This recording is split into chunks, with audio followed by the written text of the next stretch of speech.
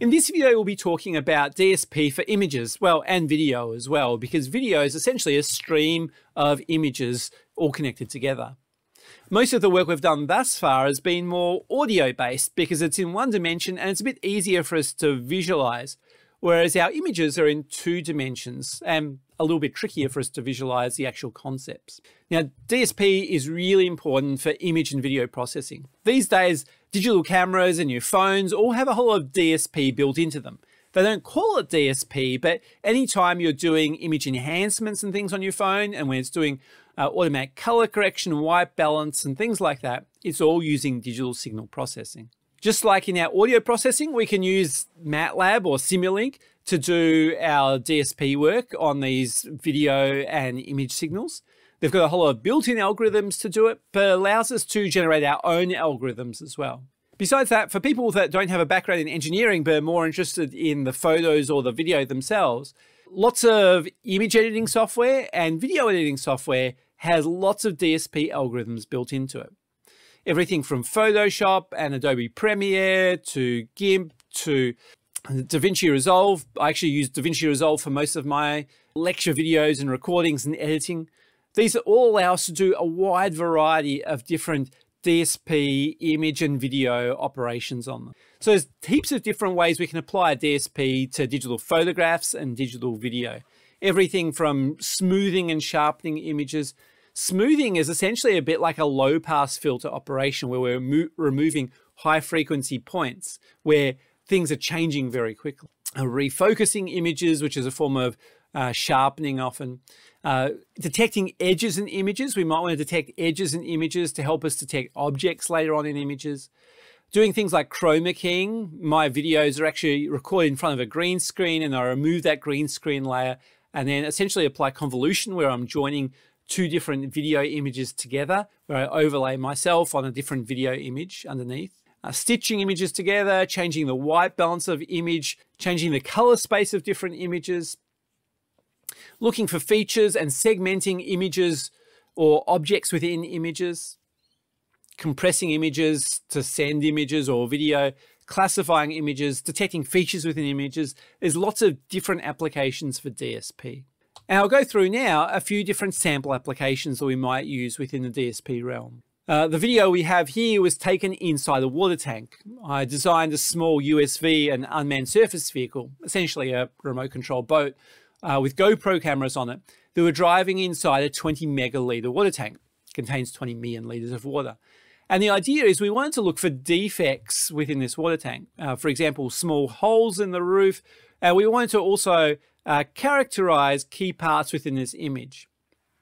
So here in this object detection algorithm, we've trained it to detect vents and we've trained it to detect holes in the roof. As we drive along, you'll see various vents and holes being automatically highlighted by our, this is in this case, a convolutional neural network image object detection algorithm.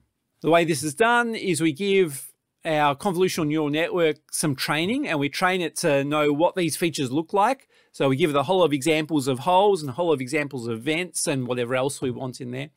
And then as it goes through, it trains this network so that when it applies it to the video, it can highlight and superimpose something over these and say, oh, look at this, look at this, look at this. Another thing we can do is image mosaicing. Back when I did my PhD, I was essentially looking at trying to send robots underneath people's vehicles and look for explosives. And when we were doing so, I realized that you'd need a camera, firstly, with a very short focal distance so we can actually take those pictures in there. But it's really hard just from a single image to see the whole car because we can't see it with one single image unless we lift the car up on a hoist, but that kind of defeats the purpose. So what I did is I put a camera on the car and took hundreds and hundreds of images and stitched them all together. And we can create a complete map of what the car looks like underneath. This is a form of DSP called image mosaicing, where we join images together, we look for similarities between them and we stitch them together, we reproject them and have a complete map of what something looks like. Here's some research that's been going on in the department from Fernando, one of Dennis's PhD students, who's been designing a whole lot of different image processing applications. This one is for detecting PPE. Is a worker on a work site wearing the proper PPE, in particular a vest and a hat, or are they not wearing it? This particular object classification algorithm is also highlighting other things within the scene, screens and chairs and other objects, people within the scene, to work out whether it's a compliant scene or a non-compliant scene. Back to water tanks for a second. One of the things we're trying to detect is how much lichen the water tanks have on the top of the water tanks. So this one here is a 25 megalitre water tank. So a massive water tank, 50 meters across in diameter and about 10, 15 meters high. And what we're trying to do here is work out how much lichen is there. So I took images from a drone that we flew above the water tank. The first operation after getting those images together and stitching them together is we do a circular Hoff transform. Now, Hoff transform allows us to detect lines and circular patterns within an image. And that allows us to fit a circle to the outside of this water tank and basically remove anything that's not part of the water tank, or the ground surfaces and anything that we're not interested in.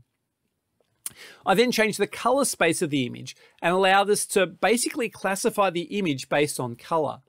And then I've highlighted a particular color that the lichen is, and highlighting that particular color the lichen is, we can basically count the number of pixels of the lichen. And in this case, we can have 5-point-something% that are marked as lichen, and the rest are marked as not lichen. We also do some research within the department, and this is Fernando again and Dennis Deng, doing underwater image enhancement and looking at convolutional neural networks again. These applications here allow us to dehaze images, so take away that image haze, and do color correction on images, which for the user, I'm sure you can agree, the corrected image is a lot easier to see what's going on than the uncorrected original image. A final brief example of DSP, and this is not using anything fancy like MATLAB, it's using video and image editing software. All my lecture videos are recorded like this, in front of a green screen with a whole lot of lighting and studio cameras. And so what we're doing here is we're using DSP to select a particular color, removing that color, creating a transparent mask around that color, where that color was, and then overlaying images on top of each other, or video streams on top of each other. So there's a series of different video and image processing DSP operations.